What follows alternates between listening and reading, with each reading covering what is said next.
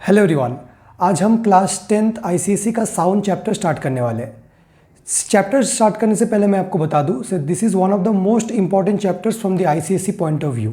Exam में इस chapter से ऑलमोस्ट 15 मार्क्स का क्वेश्चन पूछा जाता है। एक क्वेश्चन तो ऑप्शनल सेक्शन में रहता है 10 मार्क्स का, मतलब पार्ट क्वेश्चन रहता है, एंड 5 मार्क्स का कंपलसरी सेक्शंस में पूछा जाता है, आउट ऑफ विच एक 3 मार्क्स का क्वेश्चन एको से आता है एंड 2 मार्क्स का ऐसे ही जनरल कुछ क्वेश्चन हो सकता है। सो 15 से 20 मार्क्स का वेरिएशन हो सकता है बस एक ही चैप्टर से। एंड मैं आपको बता दूं कि साउंड का वन स्टॉप सोल्यूशन आपको यहाँ पे मिलेगा।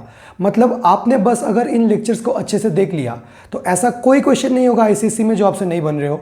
आपको बस इन लेक्चर्स को अच्छे से देखना है, नेसेसरी नोट्स जो है वो बनाना है, एंड हर एक चीज़ को जैसे मैं समझा रहा हूँ अच्छे से समझते हुए चलना है। अगर आपको कुछ चीज़ समझ में नहीं आ रहा है तो वीडियो को थोड़ा रिवाइंड करके फिर से देख लीजिए, आपको आई एम श्योर समझ में आ जाएगा। मैं एकदम इसको प्यारे प्यारे सेक्शंस में डिवाइड करके पूरा चैप्टर आपको कंप्लीट करा दूंगा। सो साउंड ऑफ क्लास 10, आपने क्लास 9 में बेसिक्स देखा होगा साउंड का, कि साउंड एक मैकेनिकल वेव होता है, साउंड एक लॉन्गिट्यूडनल वेव होता है, sound requires material medium for propagation. तो क्लास 10th में हम जो देखने वाले हैं वो है reflection of sound. The first topic is reflection of sound wave. जी हाँ, आपने ठीक ही सुना है, साउंड वेव रिफ्लेक्ट हो सकता है। ये मैंने आपको क्लास 9th के लेक्चर में भी बताया था। जैसे हम जब भी हम रिफ्लेक्शन टर्म देखते हैं ना, तो जनरली स्टूडेंट्स के मन में क्या आता है कि भैया रिफ्लेक्शन तो लाइट करता है ना, साउंड भी क्या रिफ्लेक्ट करता है? हाँ, देखिए जैसे कि लाइट का हमने प्लेन मिरर से रिफ्लेक्शन देखा था। मैं एक एग्जाम्पल से ये टॉपिक स्टार्ट कर रहा हूँ। पहले मैं थोड़ा सा लाइट का एग्जाम्पल दे दूँ। मान लीजिए ये मेरा प्लेन मिरर है एंड एक लाइट ऐसे ओब्लिकली, मतलब ऐसे तिरछा होके आ रहा है, ठीक है ना? ओके, तो जैसे ही इस लाइट ने यहाँ पे स्ट्राइक किया, इस पॉइंट को हम पॉइंट ऑफ इंसिडेंस बोलते हैं, एंड यहाँ पे हम एक नॉर्मल ड्रॉ कर लेते हैं, इसे हम एंगल ऑफ इंसिडेंस आई बोल लेते हैं, एंड ये मेरा रिफ्लेक्टेड रे है, इसे हम एंगल ऑफ इंसिडेंस आर बोल लेते हैं। सिमिलरली जैसे लाइट रिफ्लेक्ट करता है, साउंड भी रिफ्लेक्ट कर सकता है। अगर आपके पास यहाँ पे कोई भी ऑब्स्टेकल है, जैसे लाइट के लिए हम रिफ्लेक्टर बोलते हैं, साउंड में भी रिफ्लेक्टर बोलेंगे या फिर हम ऑब्स्टेकल भी बोल सकते हैं। मतलब मान लीजिए कि साउंड यहाँ से आ रहा है, कौन आ रहा है? साउंड। अब साउंड जब आ रहा था तो रास्ते में उसको क्या मिला? एक ऑब्स्टेकल मिला, एक कुछ यहाँ पे कुछ रखा हुआ था, एक ऑब्जेक्ट रखा हुआ था जो कि साउंड को पास करने नहीं दे रहा था। जैसे अगर मैं ऐसे बात कर रहा हूँ तो मेरा जो साउंड आ रहा है आपकी तरफ आ रहा है, अगर मैं यहाँ पे मेरा हाथ रख दूँ तो मेरा हाथ क्या कर रहा है? मेरे साउंड को ऑब्स्ट्रक्ट कर रहा है। वैसे ही हमें यहाँ पे कुछ रिजिड ऑब्स्टेकल मिला, इसे क्या बोलेंगे हम? Rigid obstacle. ऑब्स्टेकल मतलब कोई भी रास्ते में कोई, मतलब जो कि अपना साउंड को प्रोहिबिट करेगा मीडियम चेंज करने के लिए, जो भी अपने साउंड को रोकेगा, कोई ऐसा कुछ जो साउंड को रोकने वाला है, ठीक है ना? तो जैसे ही इस ऑब्स्टेकल को ये हिट करेगा वैसे ही ये रिफ्लेक्ट होके जिस मीडियम से आया था, मान लीजिए कि जिस मीडियम से आया था वो एयर है, एंड यहाँ पे नीचे मान लीजिए पानी है। पानी को थोड़ा सा ब्लू है पानी, पानी दे देता हूँ, तो नीचे पानी है। तो ये जो ऑब्स्टेकल है इसने साउंड को एयर से पानी में जाने नहीं दिया, मतलब साउंड को वो जहाँ से साउंड वेव आया था वहीं पे भेज दिया। इसी को तो रिफ्लेक्शन बोलते हैं, returning into the same medium. तो साउंड ने क्या किया? वो सेम मीडियम में वापस पहुंच गया। इसी फिनोमेना को हम रिफ्लेक्शन बोलते हैं। So what is reflection of sound wave? The returning of sound wave into the same medium after striking an obstacle. मैं लिखने नहीं वाला हूं डेफिनेशन, आई एम डिक्टेटिंग, आप लिख सकते हो। The returning of sound wave into the same medium, same medium is very important, underline कर लीजिए। The returning of sound wave into the same medium after striking an obstacle. अभी definition खत्म नहीं हुआ है, आफ्टर स्ट्राइकिंग एन ऑब्स्टेकल। अब यहाँ पे एक कंडीशन है, मेरा जो ऑब्स्टेकल का साइज होना चाहिए या फिर जो रिफ्लेक्टर का साइज होना चाहिए, size of reflector, size of reflector, reflector मतलब जो साउंड को रिफ्लेक्ट करेगा, sound size of reflector should be very very greater than the wavelength of sound. हम वेवलेंथ को लैम्डा से डिनोट करते हैं, ये कंडीशन ट्रू होना चाहिए। क्यों? क्योंकि देखिए साउंड का वेवलेंथ अगर रिफ्लेक्टर के साइज से बड़ा है तो ये रिफ्लेक्टर साउंड को रिफ्लेक्ट नहीं कर पाएगा। हमें जो रिफ्लेक्टर लेना है उसका जो साइज है वो वेवलेंथ ऑफ साउंड से ज़्यादा होना चाहिए, वरना क्या हो जाएगा? मान लीजिए देखिए वेवलेंथ ऑफ साउंड, अगर हम वेवलेंथ निकालना चाहे साउंड का, हमें पता है कि v is equal to F lambda, हम वेवलेंथ निकालना चाहते हैं साउंड का, तो हम वी का कुछ वैल्यू पुट कर देंगे, फ्रीक्वेंसी का कुछ वैल्यू पुट कर देंगे, तो वी बाई एफ कुछ वेवलेंथ आएगा। जो साउंड का वेवलेंथ है वो काफ़ी छोटा होना चाहिए compare to size of reflector. या फिर आप ऐसे बोल लो कि जिस भी रिफ्लेक्टर में साउंड का रिफ्लेक्शन होना है उस रिफ्लेक्टर का साइज वेवलेंथ ऑफ साउंड से ज़्यादा होना चाहिए। सिमिलरली लाइट के केस में भी यही होता है, साइज ऑफ रिफ्लेक्टर, लाइट के केस में size of reflector must be greater than the wavelength of light, wavelength of light in case of light. यही कंडीशन है रिफ्लेक्शन होने का, क्योंकि ये कंडीशन अगर फुलफिल नहीं हुआ तो क्या होगा, तो जो रिफ्लेक्टर का साइज है वो काफ़ी छोटा हो जाएगा, एक पिन होल जैसा हो जाएगा, इतना छोटा सा एक पिन होल मान लीजिए, ऐसा हो जाएगा। और यहाँ से जब भी आके लाइट स्ट्राइक करेगा तो वो थोड़ा सा डेविएट हो जाएगा, अपने पाथ से बेंड हो जाएगा। एंड इस फिनोमेना को हम हायर क्लासेस में स्टडी करते हैं, the bending of light around the corner of N obstacle, उसको हम डिफ्रैक्शन बोलते हैं, है ना। ओके, थोड़ा सा फोकस में प्रॉब्लम आ रहा था। Okay, so size of reflector should be greater than the wavelength of sound. तो अगर हम रिफ्लेक्शन ऑफ साउंड को डिफाइन करना चाहे, we can define it in this way, the returning of sound wave into the same medium after striking an obstacle whose size, आपको ये mention करना है, after striking an obstacle whose size is greater than the wavelength of sound।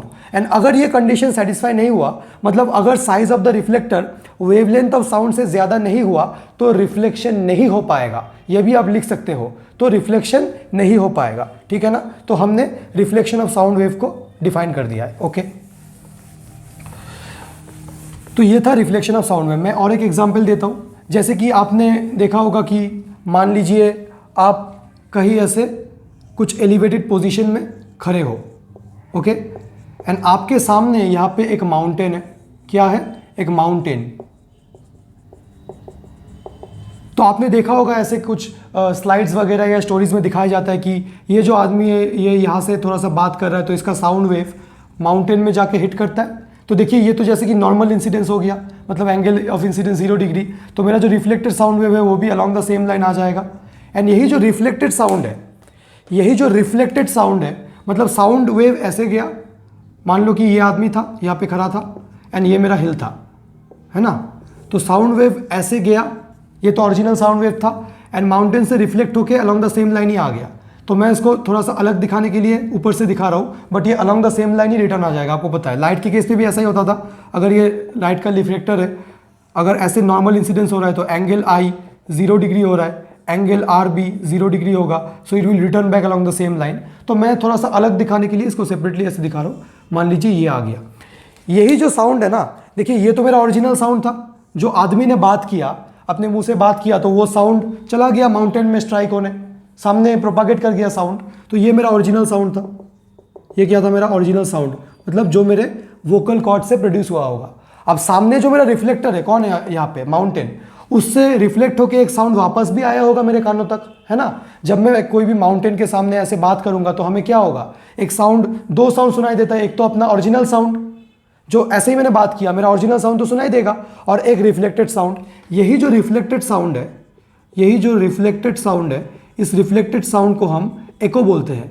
ऐसा आपने बचपन में भी कहानी सुना होगा कि यार ये रूम में ना काफ़ी एको हो रहा है, या फिर हम माउंटेन में जाके ऐसे अगर बोलेंगे हुर्रे, तो ऐसे सुनाई देगा हुर्रे हुर्रे हुर्रे हुर्रे, ऐसे काफ़ी बार सुनाई देगा, क्योंकि साउंड का मल्टीपल रिफ्लेक्शन हो रहा होगा। So this is known as echo. तो एको क्या है? जो मेरा रिफ्लेक्टेड साउंड है उसे हम एको बोलते हैं। अब एको फॉर्म होने का कंडीशन क्या है? मतलब हर एक रिफ्लेक्टेड साउंड को क्या हम एको बोलेंगे? एनी साउंड जो रिफ्लेक्ट होके आ रहा है मेरे कानों तक, क्या हम उसे एको बोलेंगे? नहीं। एक पर्टिकुलर कंडीशन है एको बोलने का। तो पहले तो आप इतना समझ लीजिए कि रिफ्लेक्टेड साउंड को एको बोलते हैं, पर हर एक रिफ्लेक्टेड साउंड को एको हम नहीं बोलते हैं। तो कौन से रिफ्लेक्टेड साउंड को एको बोलते हैं, या फिर कंडीशन क्या है एक साउंड को, एक रिफ्लेक्टेड साउंड को एको बोलने का, वही हम देख लेते हैं। So what is the condition for formation of echo? What is the condition for formation of echo? Echo form होने का कंडीशन क्या है? Condition for formation of echo, and echo का मतलब हम समझने वाले हैं। यहां से देखिए, अपना जो ह्यूमन ईयर्स है ना, ह्यूमन ईयर्स में कोई भी साउंड, जैसे मैं आपसे बात कर रहा हूं, मान लो मैं एकदम चुप हूं, अब मैं बोल रहा हूं हेलो, तो ये जो हेलो साउंड था मेरे कानों में आया, और कितना टाइम तक रहा मेरे कानों में? 0.1 सेकेंड तक। ये आपको पता होना चाहिए बायोलॉजी से। साइंटिस्ट ने ये मेजर किया है कि कोई भी साउंड, जो भी मैं बात करूं, जैसे अभी मैं बोलूंगा फिजिक्स, तो जैसे ही मैंने फिजिक्स बोला तो ये फिजिक्स जो वर्ड है मेरे कानों में बस 0.1 सेकेंड तक रहा होगा, उसके बाद ये डाई आउट कर गया होगा। ये ह्यूमन ब्रेन के कैपेसिटी के अकॉर्डिंग डिटेक्ट होता है। तो इस साउंड को हम बोलते हैं, इस टाइम को हम बोलते हैं परसिस्टेंस ऑफ हियरिंग। मतलब मैं बोल रहा हूं यहाँ पे एक चीज कि any sound persists in the human ear, any sound persists in the human ear for about 0.1 second. कोई भी साउंड ह्यूमन ईयर में 0.1 सेकेंड तक रहेगा, and this is known as persistence of hearing, and this time is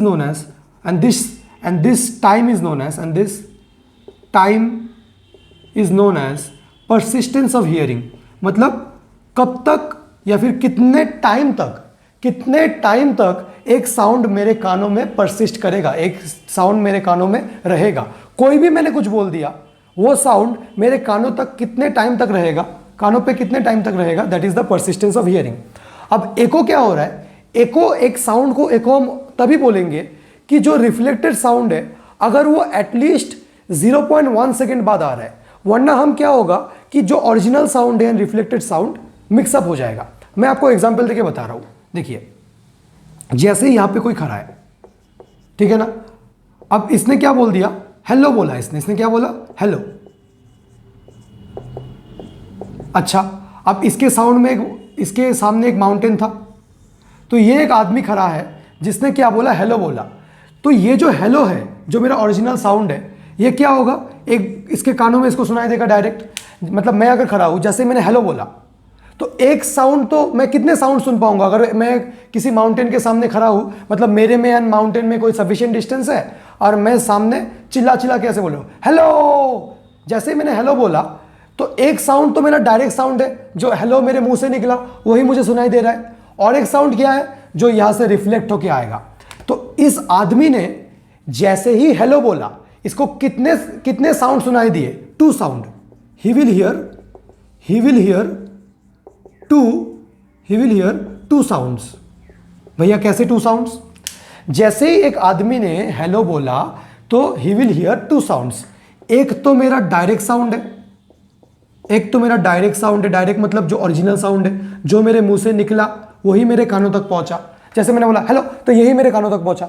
अब मेरे lips के movement को observe कीजिए। हेलो, तो यही जो हेलो बोला यही मेरे कानों तक पहुंच गया। और एक हेलो कैसे सुनाई देगा?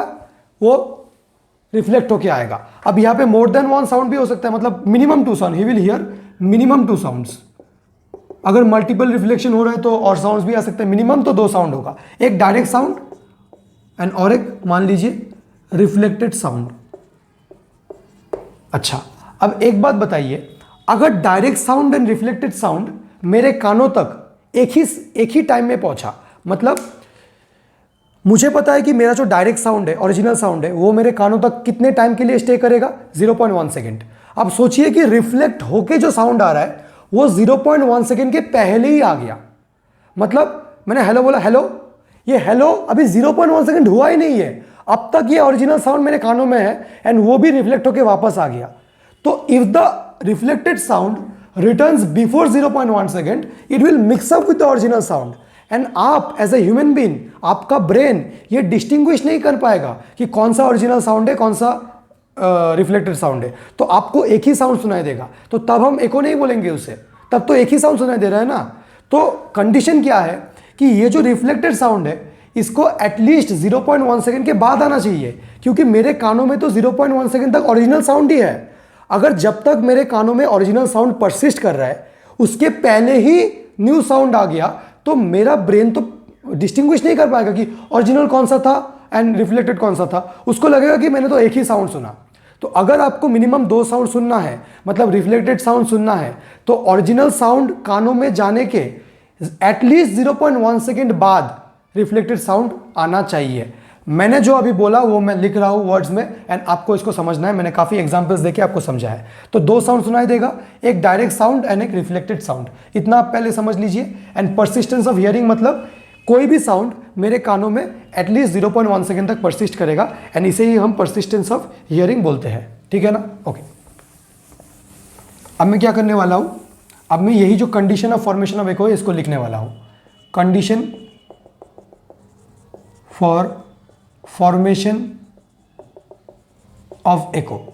अगर मुझे कंडीशन ऑफ फॉर्मेशन ऑफ एको देखना है तो हम क्या बोलेंगे इस कंडीशन ऑफ फॉर्मेशन ऑफ एको में, कि मेरा जो रिफ्लेक्टेड साउंड है, reflected sound should reach the year, reflected sound should reach the ear at least 0.1 second after the original sound is ceased। मतलब ओरिजिनल साउंड जब खत्म हो गया, मतलब मैंने हेलो बोला, ये हेलो का इफेक्ट मेरे कानों में 0.1 सेकेंड तक रहेगा, उसके बाद ये सीज हो जाएगा, मतलब उसके बाद ये खत्म हो जाएगा।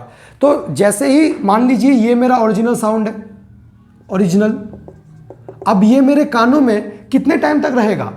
0.1 सेकेंड तक रहेगा। अब जैसे ही 0.1 सेकेंड के बाद इसका तो इफेक्ट खत्म हो गया, उसके बाद रिफ्लेक्टेड साउंड आना चाहिए। आपको बात समझ आ रही है? क्योंकि इसके पहले आ गया, अगर मान लीजिए कि ये मेरा ओरिजिनल साउंड है, ये मेरा ओरिजिनल साउंड है, उसे दिखा रहा हूं, अब 0.1 सेकेंड बीता ही नहीं एंड रिफ्लेक्टेड साउंड भी वापस आ गया, तो दोनों साउंड मिक्सअप हो जाएंगे। ये ओरिजिनल था, अब ये रिफ्लेक्टेड आया, दोनों साउंड ने ओवरलैप कर दिया, एक ही समय में पहुंच गया, तो आपको दो अलग अलग साउंड नहीं सुनाई देंगे। आपका ब्रेन दो साउंड को डिस्टिंग्विश नहीं कर पाएगा। So the reflected sound should reach the ear at least 0.1 second after the original sound is ceased. Original sound का सीस्ट खत्म हो जाएगा, उसके 0.1 सेकेंड बाद आपको रिफ्लेक्टेड साउंड सुनाई देना चाहिए। ठीक है ना? This is the condition for formation of echo. Okay, तो हम नेक्स्ट क्वेश्चन, एक क्वेश्चन देख लेते हैं। यहाँ पे आप क्वेश्चन लिख सकते हो, व्हाट शुड बी द, इसको मैं मिटा दूं, ये आपको समझ में आ गया होगा। अब आप क्वेश्चन लिख सकते हो, what should be the minimum distance, what should be the minimum distance between the listener and reflector, what should be the minimum distance between the listener and reflector, or between the source of sound and reflector to hear an echo, to hear an echo। तो echo हम किसे बोलते हैं? जो reflected sound है, अगर वो 0.1 second के बाद आ रहा है तो हम उसे एको बोलते हैं। देखिए, हमने एको का फॉर्मल डेफिनेशन नहीं दिया। एको का फॉर्मल डेफिनेशन आप ऐसे लिख सकते हो कि the sound heard after reflection from a distant obstacle, the sound heard, ऐसे लिख सकते हो कि अगर ये मेरा माउंटेन था, यहाँ से कोई साउंड आया, ठीक है ना, अब यहाँ से रिफ्लेक्ट होकर फिर से आ रहा है, मतलब अलॉन्ग द सेम लाइन ही आ रहा है, पर मैं एक्चुअली ऐसे ही वापस आ रहा है, पर मैं इसे अलग से दिखा रहा हूँ कि आपको क्लैरिटी हो।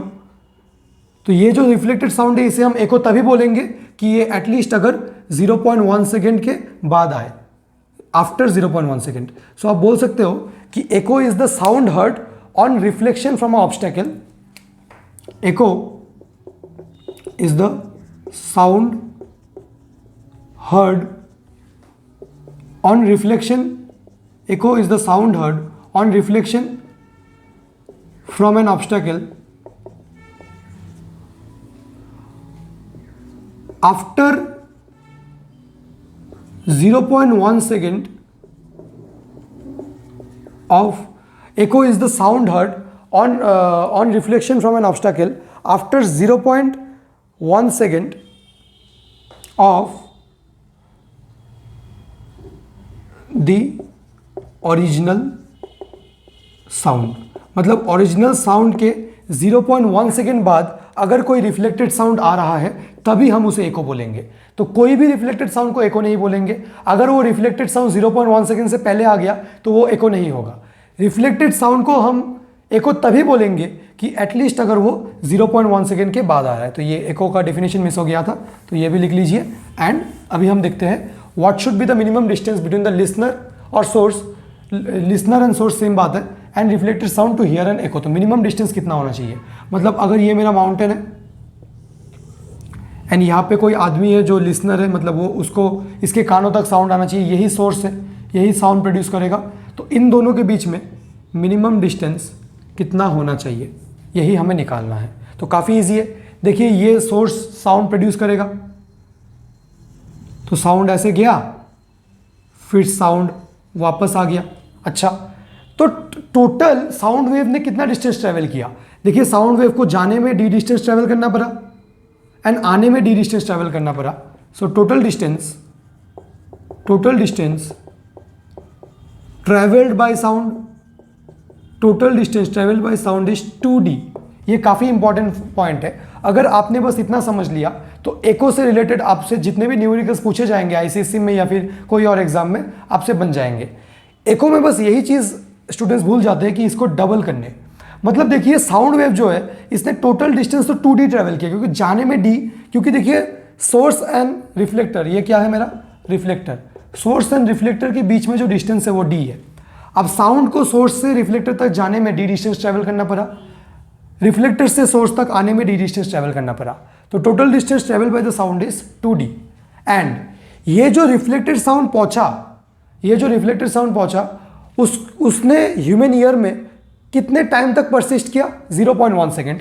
इसीलिए हम टाइम को 0.1 सेकेंड पुट करेंगे।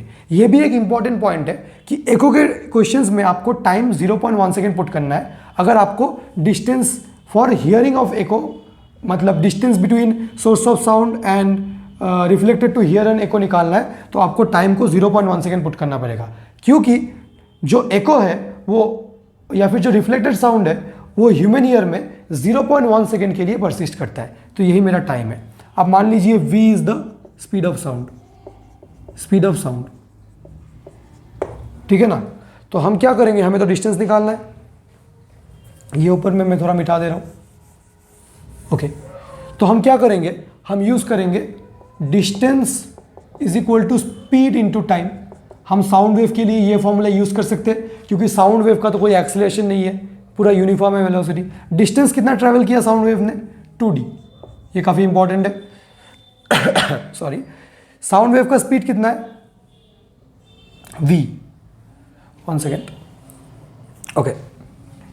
साउंड वेव ने टाइम कितना लिया? एक्चुअली विंटर में बहुत खांसी हो जाता है, ओके। सो साउंड वेव ने टाइम कितना लिया? 0.1 सेकेंड। तो हमने 0.1 टाइम क्यों पुट किया? क्योंकि हमें एको सुनना है, एंड एक एको या फिर एक साउंड ह्यूमन ईयर में 0.1 सेकेंड के लिए परसिस्ट करता है, ठीक है ना। तो हमने टाइम को 0.1 पुट किया। अब डी का वैल्यू कितना आ रहा है? डी का वैल्यू आ रहा है v इंटू 0.1/2। अब अगर इसको हम कैंसिल करेंगे तो नीचे 10 आएगा। सो डी का वैल्यू आ रहा है मेरे पास v/20। This is the distance. यही जनरल फॉर्मूला है डिस्टेंस का। आप इसको याद मत रखिए, इसको डायरेक्टली क्वेश्चन में आप यूज़ नहीं कर सकते। अगर न्यूमेरिकल पूछा जाए तो आपको यही से स्टार्ट करना है। पर देखिए कोई बुक्स में क्या करता है कि 17 मीटर 16.5 मीटर निकाल देता है आंसर, पर वो ट्रू नहीं है, क्योंकि वो तो डिस्टेंस चेंज हो सकता है depending upon the speed of sound. अगर स्पीड को आप v की जगह अगर आप 330 पुट करेंगे तो 16.5 आएगा, 340 पुट करेंगे तो 17 आएगा। So what should be the distance between the source of sound and the reflected to hear an echo? v/20। अब भैया कोई वैल्यू तो निकालो, ये क्या v/20 अननोन के टर्म्स में निकाल रहे हो? तो अगर v का वैल्यू आप पुट करेंगे तो आपको आंसर आ जाएगा। अब वो आपके ऊपर डिपेंड करता है कि speed of sound in air आपको कितना गिवन है क्वेश्चन में, है ना। तो अगर मैं इसको मिटा दूं, इतना तो आपने नोट डाउन कर ही लिया होगा, यहाँ तक पहले कर लीजिए, क्योंकि मैं इसको मिटाने वाला हूँ, स्पेस नहीं है मेरे पास, ओके। हमने टाइम को 0.1 सेकेंड क्यों पुट किया? क्योंकि हमें एको सुनना है, एंड एक एको ह्यूमन ईयर में 0.1 सेकेंड के लिए परसिस्ट करेगा। अगर आप हम v का value in speed of sound in air को 330 मीटर पर सेकेंड पुट करेंगे तो d आ जाएगा मेरा 330/20, दैट इज 16.5 मीटर। अगर हम v को 340 पुट करेंगे, क्योंकि हमें पता है कि स्पीड ऑफ साउंड कभी कभी 340 गिवन रहता है क्वेश्चन में, कभी कभी 330 340, क्योंकि ये वेरी करता है, काफ़ी सारे फैक्टर्स के ऊपर डिपेंड करता है, डेंसिटी, फिर गैस का मॉलिक्यूलर मास, काफ़ी सारी चीज़ें हैं इसलिए। तो फिर डिस्टेंस क्या हो जाएगा 17 मीटर।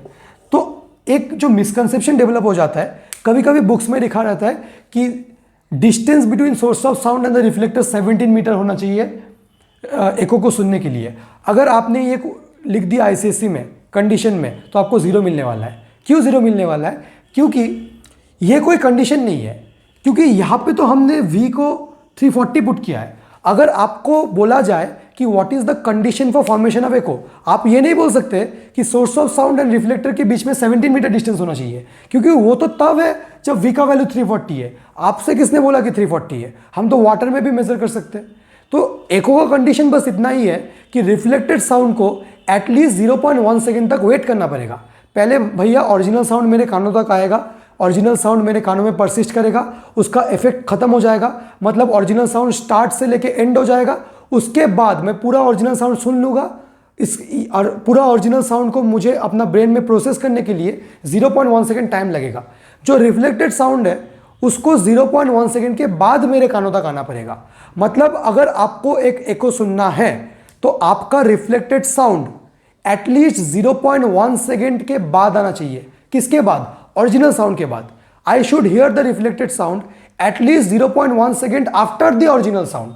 ओरिजिनल साउंड ने मेरे कानों तक आके इफेक्ट डाला, उसके 0.1 सेकेंड बाद, ठीक है ना, हमें साउंड सुनना चाहिए। Okay, so this is the question.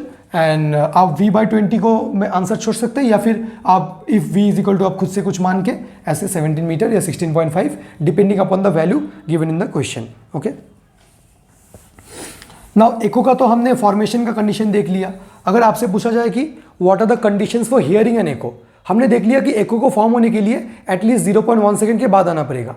अब क्या अगर एको फॉर्म हो जाएगा तो मेरे कानों तक पहुंच जाएगा? ऐसी तो कोई बात नहीं है। ऐसा भी हो सकता है कि एको जो ट्रैवल करके आ रहा है मीडियम में वो डिसिपेट हो गया, या फिर किसी ने उसको नष्ट कर दिया, कुछ भी हो सकता है। तो अगर आपसे पूछा जाए कि what are the conditions for hearing an echo, तो आपको इसमें 3 पॉइंट्स बताने हैं। पहला जो कंडीशन है, अगर आपको एको सुनना है तो पहले तो फॉर्मेशन वाला कंडीशन कि एको तो फॉर्म होना पड़ेगा। अगर मुझे एक एको सक्सेसफुली सुनना है तो क्या क्या होना पड़ेगा? देखिए, मुझे एक एको सक्सेसफुली सुनना है। I want to hear an echo, I want to hear echo, तो क्या क्या होना पड़ेगा? पहली बात, जो साउंड है उसको रिफ्लेक्ट होना पड़ेगा। अगर साउंड रिफ्लेक्ट ही नहीं हुआ तो एको का तो बात ही नहीं होगा। एंड रिफ्लेक्ट होने का कंडीशन क्या है? रिफ्लेक्ट होने का कंडीशन क्या है? मैंने आपको बताया था कि speed of sound, sorry, the wavelength of the size of the reflector must be greater than the wavelength of sound. तो एको अगर मुझे सुनना है तो पहली बात साउंड को रिफ्लेक्ट करना पड़ेगा। एंड रिफ्लेक्ट करने का कंडीशन क्या है कि जो ऑब्स्टेकल का साइज है वो वेवलेंथ ऑफ साउंड से ज्यादा होना चाहिए। So what is the first condition to hear an echo? अगर आपको एको सुनना है तो रिफ्लेक्ट करना पड़ेगा। एंड रिफ्लेक्शन का कंडीशन बोल दीजिए। सो the size of obstacle और size of reflector बोल सकते हो, size of reflector must be greater than wavelength of sound। अच्छा, तो रिफ्लेक्शन हो गया। अब रिफ्लेक्शन हो गया तो रिफ्लेक्टेड वेव प्रोड्यूस हो गया। तो क्या हम इस रिफ्लेक्टेड वेव को एको बोल देंगे? नहीं, क्योंकि एको बोलने का कंडीशन क्या है? तो पहले आपने रिफ्लेक्शन का कंडीशन लिख लिया, क्योंकि अगर आपको सक्सेसफुली एक एको सुनना है तो उसको पहली बात रिफ्लेक्ट होना पड़ेगा, उसके बाद एटलीस्ट 0.1 सेकेंड के बाद मेरे कानों तक पहुंचना पड़ेगा, है ना। अच्छा, तो सेकेंड कंडीशन जो है वो क्या है कि the reflected sound must reach our ears, जो मैंने पहले भी बताया था, must reach our ears at least 0.1 second after the original sound is ceased। ceased बोल सकते हो या heard बोल सकते हो, मतलब ओरिजिनल साउंड सुनने के बाद एटलीस्ट 0.1 सेकेंड बाद आना चाहिए। तो भैया ये तो हो गया, अब तो और कोई कंडीशन नहीं है। नहीं, देखिए और एक कंडीशन है। अगर रिफ्लेक्टेड वेव का इंटेंसिटी इतना कम हुआ कि वो सुना ही नहीं दिया मुझे, वो एक डायलॉग है ना मी में, सुनाई नहीं दे रहा है, अगर वैसी बात हो गया मतलब रिफ्लेक्शन भी हो गया, एको भी हो गया, मतलब सब मेरे कानों तक भी पहुंच रहा है। पर क्या हो रहा है कि रिफ्लेक्टेड साउंड इतना, मतलब लाउडनेस, साउंड का एक्चुअली इंटेंसिटी बोलना चाहिए, आप अगर इंटेंसिटी समझ में नहीं आया तो लाउडनेस के टर्म से समझ लो कि वो एकदम लाउड नहीं है, एकदम धीरे धीरे। अगर मैं अभी विस्पर करने बोलूँ एको एको, तो अभी तो माइक लगा है तो आपको सुनाई, पर अगर मैं एकदम धीमे धीमे बोलने लगूँ तो आपको सुनाई नहीं देगा, तो सुनाई नहीं दे रहा है, ऐसी बात है ना। तो जो थर्ड कंडीशन है कि रिफ्लेक्टेड साउंड का जो इंटेंसिटी है वो भैया एटलीस्ट इतना होना चाहिए कि कानों में सुनाई दे, वरना अगर इतना फीबल साउंड है तो सुनाई नहीं देगा। तो reflected sound must be sufficiently intense to be audible, मतलब एटलीस्ट इंटेंसिटी इतना हो कि मेरे कानों में आके वो सुनाई दे। अगर इंटेंसिटी बहुत कम हो गया तो वो तो सुनाई नहीं देगा, है ना। Okay, so this are the three conditions to hear an echo. तो फॉर्मेशन ऑफ एको अलग है एंड हियरिंग ऑफ एको अलग है। ऐसी बात नहीं है कि एको अगर फॉर्म हो गया तो कंपलसरी है कि हमें सुनाई देगा ही, सुनाई देने के लिए और भी कंडीशंस नेसेसरी है, ठीक है ना। So this are the conditions for hearing and echo. Okay,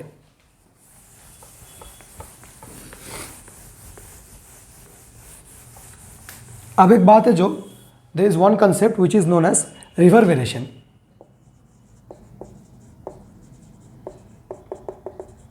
reverberation क्या है, देखिए मैं फिर से वो एग्जांपल ले रहा हूं। अच्छा, तो यहां पे एक सोर्स ऑफ साउंड है, इसने कोई साउंड प्रोड्यूस किया एंड एक रिफ्लेक्टेड साउंड मेरे कानों तक पहुंचा, तो हाथ तक पहुंच रहा है डायग्राम में, तो आप डायग्राम सही कर लीजिए। तो मेरे कानों तक पहुंचा, तो क्या हो रहा है कि अगर ये रिफ्लेक्टेड साउंड एटलीस्ट 0.1 सेकेंड के बाद आ रहा है तो हम इसे एको बोल रहे हैं। मतलब अगर time to reach the ear, time taken by the reflected sound to reach the ear, अगर एटलीस्ट 0.1 सेकेंड से ज्यादा है तो हम इसे क्या बोलेंगे, एको। पर देखिए, जैसे मैं अपने रूम में खड़ा हूं या आप अपने रूम में खड़े हो, तो आप जब बात कर रहे हो तो आपके जो वॉल्स है उसमें रिफ्लेक्शन हो रहा है, पर उसमें क्या हो रहा है कि आपको कुछ एको नहीं सुनाई दे रहा है। क्यों नहीं सुनाई दे रहा है, क्योंकि आपसे एंड आपका वॉल इतने पास पास है कि रिफ्लेक्ट होकर साउंड आपके ओरिजिनल साउंड के साथ एग्जैक्टली ओवरलैप हो रहा है। तो देखिए दो कंडीशंस है, अगर मेरा ओरिजिनल साउंड एंड मेरा रिफ्लेक्टेड साउंड एग्जैक्टली ओवरलैप हो जाए, जैसे मैं दोनों फिंगर्स को एग्जैक्टली ओवरलैप कर रहा हूं, तो आपको क्या होगा, सिंगल साउंड सुनाई देगा, कोई एको नहीं होगा, कोई रिवर्बरेशन नहीं होगा। पर कभी कभी क्या होता है, जैसे हम ताजमहल वगैरह में जाते हैं या फिर कोई हॉलो टोम्ब वगैरह में जाते हैं, तो वहां पे एको तो नहीं होता, पर एक फिनोमेना होता है रिवर्बरेशन। रिवर्बरेशन क्या होता है कि आपका दो साउंड डिस्टिंक्ट नहीं है, मतलब आपको दो अलग साउंड नहीं सुनाई दे रहा है, एक ही साउंड काफी प्रोलॉन्ग लग रहा है, मतलब हुर्रे, ऐसे ऐसे नहीं, हुर्रे हुर्रे हुर्रे, इसे एको। मतलब तीन हेलो हेलो हेलो तो एको, अगर हेलो मतलब एक ही साउंड प्रोलॉन्ग्ड, उसे हम एको बोलते हैं। एंड एको, सॉरी, उसे हम रिवर्बरेशन बोलते हैं। एंड रिवर्बरेशन क्यों होता है, क्योंकि जो रिफ्लेक्टेड साउंड का टाइम गैप है वो 0.1 सेकेंड से पहले ही मेरे कानों तक पहुंच जाता है। तो क्या होता है, मान लीजिए ये मेरा ओरिजिनल साउंड है, ये मेरा क्या है, ओरिजिनल साउंड। अब ओरिजिनल साउंड का इफेक्ट खत्म ही नहीं हुआ, ओरिजिनल साउंड का इफेक्ट खत्म ही नहीं हुआ और रिफ्लेक्टेड साउंड पहुंच गया, और इन दोनों ने एग्जैक्टली ओवरलैप भी नहीं किया। अगर एक ही साथ पहुंच जाता, दोनों ने सेम इंस्टेंट में पहुंच गया, मतलब मैंने original sound and reflected sound दोनों एक ही इंस्टेंट ऑफ टाइम में सुन लिया, तो कुछ नहीं सुनाई देगा, एक ही साउंड सुनाई देगा। और अगर उनमें से थोड़ा सा टाइम गैप हो जाए तो क्या होगा, एक ही साउंड देखिए प्रोलॉन्ग हो रहा है ना, मतलब एग्जैक्ट ओवरलैप नहीं हो रहा है, पर एक ही साउंड में प्रोलॉन्गिंग इफेक्ट, मतलब एक ही साउंड का इफेक्ट काफी टाइम तक सुनाई दे रहा है ना। ये क्यों हो रहा है, क्योंकि मेरा रिफ्लेक्टेड साउंड 0.1 सेकेंड से पहले ही मेरे कानों तक पहुंच गया है। इस फिनोमेना को हम रिवर्बरेशन बोलते हैं। तो आप इससे रिलेटेड वीडियोस देख सकते हो, थोड़ा सा आपको क्लियर हो जाएगा अगर आपको समझ में नहीं आया। एक अगर ये रेगुलर क्लास होता तो मैं आपको एक वीडियो दिखा देता, तो जितना हो सका मैंने आपको समझाया, एक ही साउंड का प्रोलॉन्गिंग इफेक्ट। पर ये बच्चों को कभी समझ में नहीं आता है। आप अगर एक वीडियो यूट्यूब पे देख लेंगे इससे रिलेटेड, जिसने किसी में स्लाइड में दिखाया हुआ है, तो आपको थोड़ा सा और क्लैरिटी हो जाएगा reverberation. So if the reflected sound, if the reflected sound reaches before 0.1 second, then the original sound gets prolonged. This effect is known as reverberation. And reverberation में हो क्या रहा है कि कब ओरिजिनल साउंड स्टार्ट हुआ, मतलब एक तो ओरिजिनल साउंड है, you cannot tell when one sound ended and the next sound started, कि ओरिजिनल साउंड भैया एंड कब हुआ एंड अगला साउंड स्टार्ट कब हुआ, ये आप बता नहीं सकते हो। इसमें एक ही साउंड प्रोलॉन्ग हो जा रहा है, क्योंकि जो रिफ्लेक्टेड साउंड है वो इसके पीछे पीछे ऐसे पूछ पकड़ के हो रहा है, तो ये पहले साउंड प्ले होगा, उसके बाद उसका पीछे वाला, तो ऐसी बात हो रहा है। इसमें हो क्या रहा है कि आप एक साउंड कब खत्म हुआ एंड नेक्स्ट साउंड कब स्टार्ट हुआ आप बता नहीं सकते। एंड एक बात जो है, रिवर्बरेटेड साउंड्स जो होते हैं वो एक ही साउंड का प्रोलॉन्गिंग इफेक्ट है। वन साउंड क्या हो रहा है इसमें, वन साउंड बट प्रोलॉन्ग्ड, मतलब उसको खींच के उसका लेंथ को बड़ा कर दिया है, ऐसी बात है। एंड एको में क्या है, एको मतलब डिस्टिंक्ट साउंड आप ऐसे समझ लो। अगर मैं एको का एग्जांपल दूं तो hurray hurray hurray echo, and अगर रिवर्बरेशन का एग्जांपल दूं हुर्रे, एक ही साउंड का प्रोलॉन्गिंग इफेक्ट। एको में अलग अलग साउंड, अगर आपका ब्रेन कोई साउंड में अलग अलग साउंड डिस्टिंग्विश कर पा रहा है, एको है। अगर आपका ब्रेन एक ही साउंड को प्रोलॉन्ग हो रहा है, ऐसे लग रहा है आपको, तो वो रिवर्बरेशन है। इसका काफ़ी फेमस एग्जाम्पल एक यूट्यूब वो है, अगर मुझे पता नहीं इसका नाम लेना चाहिए कि नहीं, कॉपीराइट आ जाए, but I am just recommending him, काफ़ी मुझे अच्छा लगा था। खान एकेडमी में जो सर है काफ़ी अच्छे हैं वो, उनका भी आप चैनल जाके चेकआउट कर सकते हो। ऑल्दो मुझे ज़रूरत नहीं है प्रमोशन करने का, ही इज़ अ वेरी, पता ही है आपको। खान एकेडमी में एक वीडियो है एकोस एंड रिवर्बरेशन से रिलेटेड, अगर that is the best video that I have ever found. अगर आप एक बार जाके वो चेकआउट कर लो एको एंड रिवर्बरेशन से, तो आपको हर एक चीज़ क्लियर हो जाएगा, ठीक है ना। ऑल्दो मैंने थ्योरी तो सब कुछ क्लियर कर दिया है, पर उन्होंने थोड़ा सा स्लाइड्स यूज़ करके वीडियो एडिटर में ऐसे बताया एको एंड रिवर्बरेशन, आपको और थोड़ा क्लैरिटी आ जाएगा, ठीक है ना। एग्जाम पॉइंट ऑफ व्यू से इतना सफिशिएंट है।